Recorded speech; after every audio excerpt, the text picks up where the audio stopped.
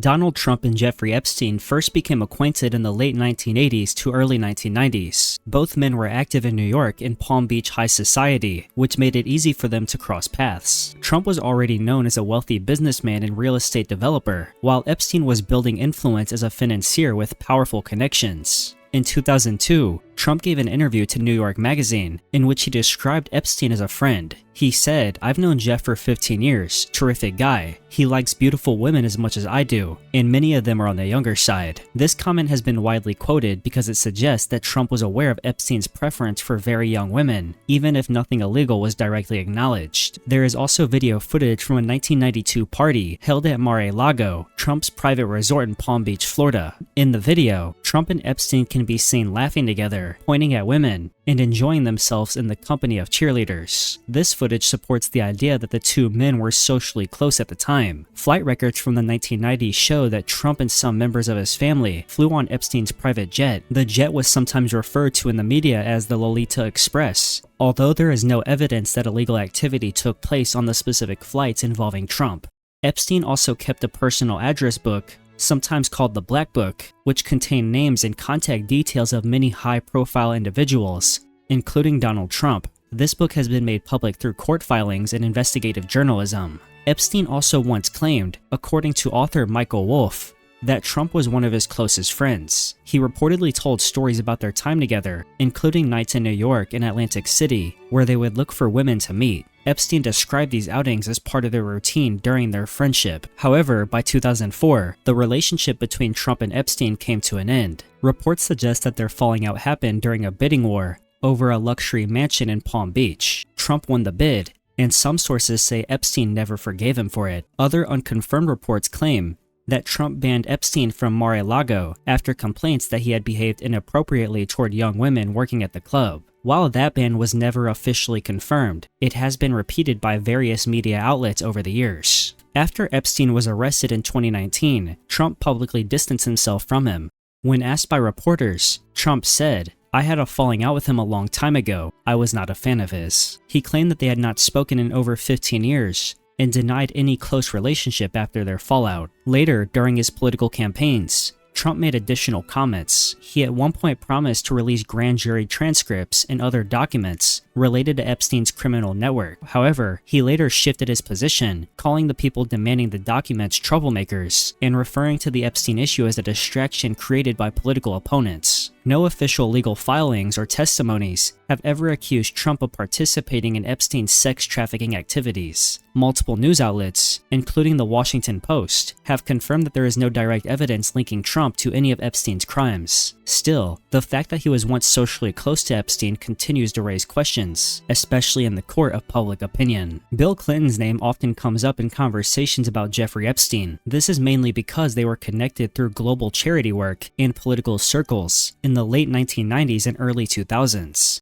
By this point, Epstein was known as a wealthy financier who donated to high-profile causes and moved in elite circles, while Clinton had just left the White House and was becoming deeply involved in international philanthropy. One of the earliest links between them was through the Clinton Global Initiative. Epstein was reportedly interested in being part of its early development. He was also active in major organizations like the Council on Foreign Relations. These overlapping interests in global development brought them into contact with one another. According to visitor logs, Epstein visited the White House at least 17 times between 1993 and 1995. During these visits, he reportedly attended donor events alongside musicians and other guests. These meetings took place while Clinton was still president, although there is no evidence that the two men were close at the time. More attention was brought to their connection when it was revealed that Clinton flew on Epstein's private jet in the early 2000s. Flight records confirm that Clinton traveled on the jet at least 4 times between 2002 and 2003. These trips were to places like Europe, Asia, and Africa, where Clinton was involved in speaking engagements and global health missions tied to his foundation.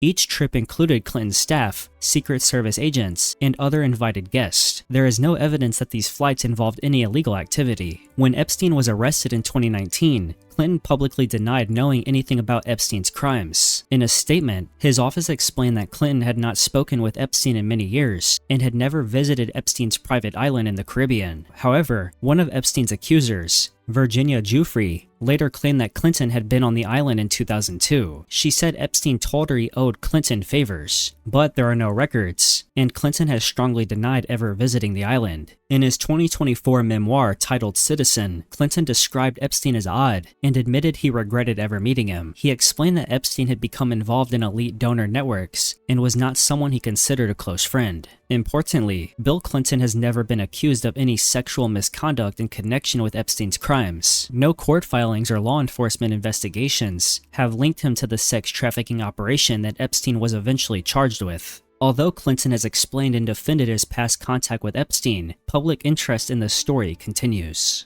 Kevin Spacey, a well-known actor, has been named in documents related to Jeffrey Epstein. These connections have raised questions, especially because of Spacey's own legal troubles in recent years. However, based on current public records, his link to Epstein appears limited to few public events and documents, with no evidence of direct involvement in Epstein's crimes. One of the clearest links between Spacey and Epstein comes from a 2002 humanitarian trip organized by the Clinton Foundation. Spacey, along with former President Bill Clinton and other public figures, flew on Epstein's private jet to visit several countries in Africa. Flight records confirm that Spacey was on the jet during this time. The purpose of this journey was to support international aid work and raise awareness for public health issues. Young girls were seen at some of the visited charity centers, which later led to media speculation. However, Spacey has stated he was unaware of any inappropriate activity and had no personal relationship with Epstein. In addition to the flight, there is a famous photograph from 2002 showing Kevin Spacey seated beside Ghislaine Maxwell at Buckingham Palace. In the photo, the two are smiling while sitting on ceremonial thrones used by the British royal family. According to Spacey, the visit was part of a public tour, and he did not know Maxwell personally. In July 2025, Kevin Spacey made public statements requesting that the government release all Epstein-related files. He wrote online, "Release the Epstein files, all of them. For those of us with nothing to fear, the truth cannot come soon enough." This message was seen by some as an attempt to clear his name and distance himself from the ongoing conspiracy theories surrounding Epstein's network. Spacey has consistently stated that he had never visited Epstein's island and that he did not maintain any kind of personal friendship with Epstein or Maxwell. As of now, there is no credible evidence placing him at the center of Epstein's criminal activities. Prince Andrew, the Duke of York and second son of Queen Elizabeth II, became connected to Jeffrey Epstein in the late 1990s. Their relationship began through Ghislaine Maxwell, where Prince Andrew stated that he met Maxwell first and that she later introduced him to Epstein. From there, their association grew as all three operated within elite circles of politics, wealth, and international philanthropy. By the year 2000, Prince Andrew was spending time socially with Epstein and Maxwell. Reports confirmed that he had invited them to several royal events, including a shooting party at Sandringham and gatherings at Windsor Castle and Buckingham Palace. These were not secretive meetings. They were part of the royal calendar, which included many international guests. Epstein and Maxwell's presence, however, gained later attention due to what was eventually revealed about their private criminal activities. One major moment of controversy came in December 2010, when Prince Andrew was photographed walking through Central Park with Jeffrey Epstein. This happened shortly after Epstein had been released from prison on charges related to the solicitation of a minor. The public response was strong, as many questioned why a senior member of the British royal family would continue to associate with someone already convicted of a sex crime. Buckingham Palace released a statement soon after, saying that the prince had ended his friendship with Epstein and regretted the meeting. The most serious issue connected to Prince Andrew involves the allegations made by Virginia Giuffre, one of Epstein's most vocal accusers.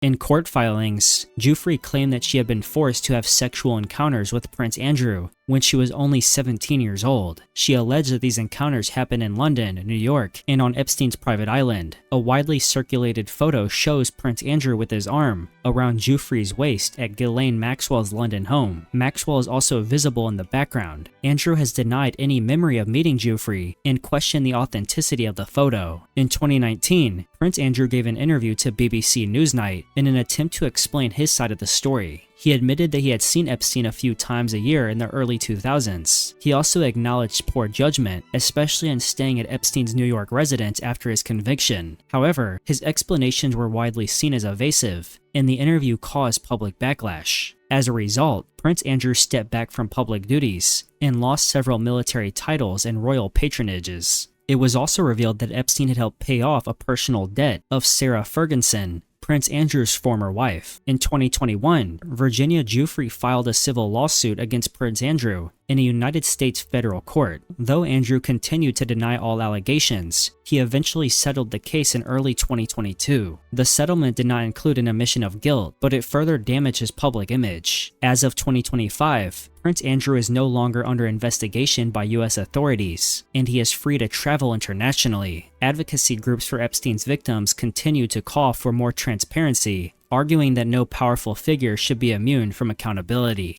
Ghislaine Maxwell is one of the most significant figures in the story of Jeffrey Epstein. Her relationship with him was not just personal, but also operational. She played a central role in building and maintaining the sex trafficking network that brought Epstein to global attention. Maxwell attended Oxford University and moved to New York shortly after her father's death in 1991. That move marked the beginning of her relationship with Jeffrey Epstein. Their connection began through shared social circles, and by the mid-1990s, they had become extremely close. Epstein also referred to her as his best friend, and their partnership was both personal and professional. In public, Maxwell was often seen as a well-connected socialite, but in private, witness accounts and court records showed she was deeply involved in Epstein's illegal activities. Employees at Epstein's home described her as the lady of the house. She helped manage his properties, handled money transfers, organized events, and monitored staff. However, her most serious role involved the recruitment and grooming of underage girls. Multiple victims testified that Maxwell approached them under the pretense of job opportunities. Some said she invited them for tea or shopping and acted as a trustworthy adult figure. Once trust was gained, they were brought into Epstein's homes and directed to give him massages, which often turned sexual. For example, a victim known as Jane described how Maxwell spent time with her and her mother before gradually introducing her to Epstein's abuse. Virginia Giuffre also accused Maxwell of recruiting her and claimed Maxwell was involved in the abuse itself. Maxwell's social connections helped extend Epstein's influence. She introduced him to high-profile figures such as Prince Andrew, Bill Clinton, and Donald Trump. These introductions helped Epstein gain credibility and access to more powerful circles. Many of the names that later appeared in Epstein's contact book were likely shared through Maxwell's network. After Epstein's 2019 arrest and death, attention turned to Maxwell. She was arrested in 2020 and charged with several federal crimes, including sex trafficking of minors, conspiracy to transport minors, and perjury. Her trial began in late 2021. In December of that year, she was convicted on 5 of 6 counts. In 2022, she was sentenced to 20 years in federal prison. She is currently serving her sentence in Florida. Maxwell has attempted to appeal her conviction. Her legal team argued that she was protected under a 2007 non-prosecution deal made with Epstein in Florida. However, courts rejected this claim, explaining that the agreement only covered local charges in Florida and did not apply to her case in New York. In 2025, her appeal reached the US Supreme Court, but the Department of Justice recommended against reviewing it. There has also been public pressure for Maxwell to disclose more information about Epstein's network. She has hinted at willingness to testify before Congress, but as of now, no official effort has been made to bring her forward. Chris Tucker is a famous comedian and actor best known for his role in the Rush Hour movie series. His name has occasionally come up in discussions about Jeffrey Epstein, largely because of a single trip he took in 2002. In September 2002, Chris Tucker joined a humanitarian trip to several African countries. This trip was organized by the Clinton Foundation and included visits to South Africa, Nigeria, Ghana, Rwanda, and Mozambique. The purpose was to raise awareness about HIV and AIDS and to support public health work across the continent. Other people on the trip included former US President Bill Clinton and actor Kevin Spacey. The group traveled on Jeffrey Epstein's private jet. Tucker's name appears in Epstein's flight logs from this trip. That fact alone has led to speculation. However, it is important to note that there is no evidence Tucker had a personal relationship with Epstein or that he knew anything about Epstein's crimes. In fact, Tucker has stated publicly that he did not even know who Epstein was. In an interview, he referred to Epstein simply as this guy, indicating he was not someone Tucker was familiar with at the time. The speculation increased when comedian Cat Williams made a public joke that seemed to suggest Chris Tucker had been to Epstein's private island. However, no evidence supports that claim. Tucker has never been linked to Epstein's island, and no official record shows he had ever visited the property. No victims, legal documents, or investigations have connected Tucker to any misconduct. As of today, Chris Tucker has not been accused of any crime related to Jeffrey Epstein. He has not been mentioned in any lawsuits, criminal complaints, or credible media investigations. In Tucker's case, all evidence suggests he was part of a well-known humanitarian effort and had no deeper connection to Epstein. Naomi Campbell is one of the most recognizable supermodels in the world, known for her global fashion career and humanitarian efforts. She has also been connected, at least socially, to Jeffrey Epstein. Campbell reportedly met Jeffrey Epstein in 2001. According to her own account, the introduction came through her then boyfriend, Flavio Briatore. Campbell described Epstein as someone who is often seen at high-profile events, such as Victoria's Secret fashion shows, which were commonly attended by many public figures during that period. Her name appears in Epstein's contact list and on his private flight logs, specifically in the years 2001 and 2003. In Campbell's case, no evidence has surfaced suggesting she engaged in or was aware of Epstein's criminal activities. Virginia Giuffre, one of the most prominent Epstein accusers, mentioned Naomi Campbell in unsealed court documents. Giuffre recalled meeting Campbell at a yacht birthday party hosted in the south of France. This detail is important but also limited. Giuffre never accused Campbell of any wrongdoing, nor did she suggest that Campbell was involved in abuse or trafficking. The mention served more to show how interconnected Epstein's social circle was, rather than to imply criminal activity by all attendees. In response to her name being linked to Epstein, Campbell made a public statement in 2019. She said she was sickened by Epstein's crimes and offered her support to the victims. She addressed the fact that her name had appeared in court records and in the media, stating that while she had met Epstein through social circles, she had no involvement in his legal actions. She also expressed frustration that simply being photographed at the same event or listed in a contact book could lead to misleading narratives. She has publicly condemned Epstein's behavior and clarified her limited connection. To date, there has been no credible claim of misconduct against her related to this case. Alan Dershowitz is a well-known legal scholar, author, and former Harvard Law School professor who became connected to Jeffrey Epstein in the early 2000s. Their relationship began within elite academic and legal circles, but it eventually placed Dershowitz under intense public scrutiny due to both his legal work and later accusations.